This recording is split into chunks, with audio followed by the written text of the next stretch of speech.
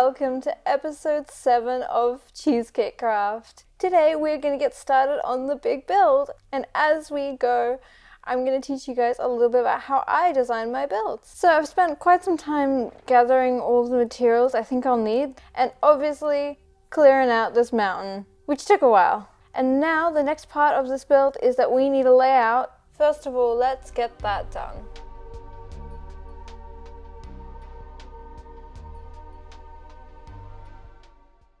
Alright, so here are the floor plans for the 3 towers that we're going to be building as the main centerpiece to our base. Now we're not going to get them all done today. I think that we're going to start with the medium one because we have the small one here, we have the big one, and we have the medium one. Let's get building. And as we build, I'm going to tell you guys a little bit about my process in designing this build. So I've never built a very big base before, so designing this base was a definite learning curve for me, and I'm going to share with you guys what I discovered along the way. I started off with listing exactly what I wanted from my final base. For me, I knew I wanted some amount of height, I knew I wanted it to be colourful, and I wanted a magical fantasy Ghibli-esque feel to the base. That was a solid starting point for me. I actually made a rough block palette to give me something to work with and a solid starting point. The next thing I did was go into Pinterest and find a lot of images of architecture I liked, drawings mostly, to get some idea of what I wanted. Admittedly, I struggled a lot with all the curves I liked in these inspiration images, so they didn't really get used very heavily. But in any case, I took notes of what I liked about them. I then went into Photoshop and drew a very, very rough mock-up of the shapes I wanted. I took a screenshot of the mountain I planned to build on in my survival world, and then drew on top of it. This was to work out a clear framework of the shapes and general structure I wanted, and not to finalize any details. The silhouette and shapes of the place are a pretty core element making a build work, so each separate building is very important, but how they work together and complement each other. By ensuring this, it is easier to imagine that this is a build that has a story and has been built over time. From that point, I went into a creative world I used for designing and started to have a play around. I actually built the first tower design roof first, as I knew that it would be a focal point in the build. Once I built the first tower of the 3, I went into the creative copy of my survival world and started building. By getting a clear idea of the first tower, I had made clear certain conventions of my build, like color palettes, roof shapes, gradients, the use of grass, plants, a bunch of other stuff.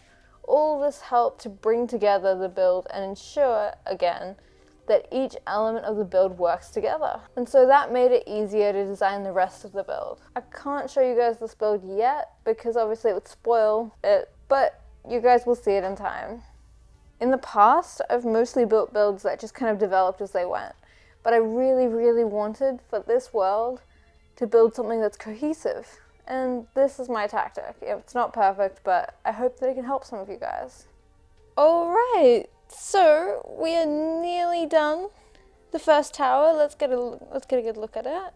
As you can see, it's very, very colourful. It's happening. It looks a little strange right now. The roof is really going to be the most major element of this particular build. I hope that you can see the Studio Ghibli influence. I tried to keep it a bit loose because I still wanted it to be mine, but still, I'm really trying to put a bit of work into gradients, which is not something I've really used before, but I think it's a really fun little idea. Also, before we begin the final bit of our build, I wanted to get you guys' thoughts on something. So to make these videos a little bit more interesting, I was thinking of adding a challenge to each video to make it a little bit more interesting, and I wanted to hear what you guys thought about that. So the idea would be that I write down a bunch of challenges, I put them in like a dispenser or something, and then each episode I get one and I have to do it, and it can be, you know, build with this block, or find this animal, or do a redstone thing, like just randomized little challenges. And I wanted to hear both your guys' thoughts on this, and if you guys have any ideas for these challenges, let me know what you guys think of this. And a brief intermission to feed our little prince. Aren't you just the cutest? Aren't you just the cutest? Let's get the roof going. And time-lapse mode commences.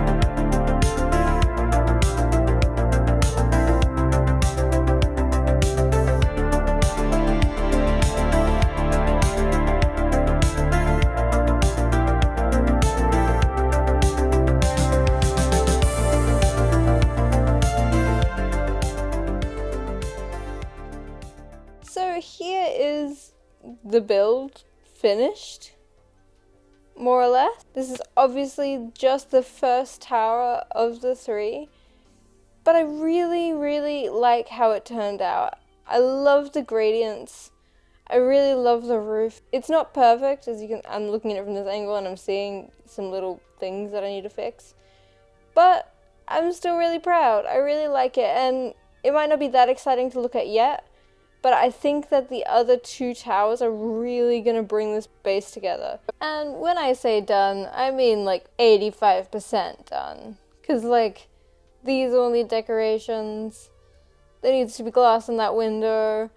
We need a door here and more decorations. It's still got a little bit to go, but we are as done as we have time for today at least. And with the tower being completed, that brings us to the end of episode 7 of CheesecakeCraft. I've still got a lot to learn, so take my advice with how I designed this with a grain of salt. I'm still experimenting, but I'm still really proud of this build, and I really hope you guys enjoyed it. Do let me know about your thoughts on the challenges idea. I would really love to hear what you guys think. Thank you so much for watching, and I will see you next time. Bye bye!